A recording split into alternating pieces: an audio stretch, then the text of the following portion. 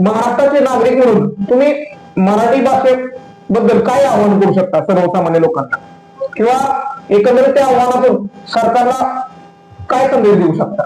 नाही, तुम्हाला हे बघा, मराठीबद्दल सगळ्यांना प्रेम आहे, सरकारला प्रेम आहे, तर त्यांनी पहिलं झेडपी शाळा सक्तीची केली पाहिजे.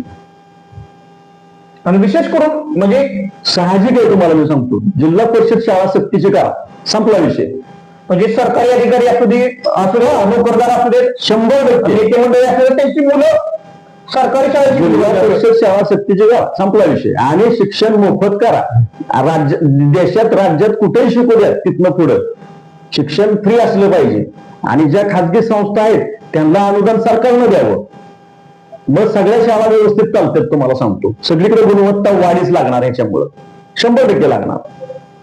म्हणजे एकंदरीत स्थानिक पातळीवरती आणि विशेष करून प्राथमिक शिक्षणापासूनच सरकारला लक्ष दिलं पाहिजे. जिल्हा परिषद शाळावरती जे सध्या दुर्लक्ष होतंय, 100% लक्ष दिलं पाहिजे.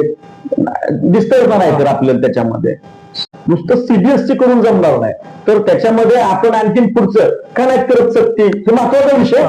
सक्ती केली पाहिजे. मला तुम्ही आज हिंदी सक्ती करायची का नाही याच्यावरती तो भांडण होते.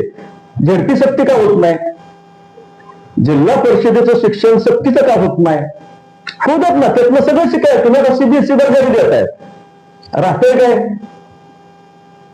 सगळे दर्जे द्या ना, त्याला कसला दर्जा द्यायचा तो द्या, तो झडपीला द्या. का होत नाही? सरकारचा प्रायस चुकतोय.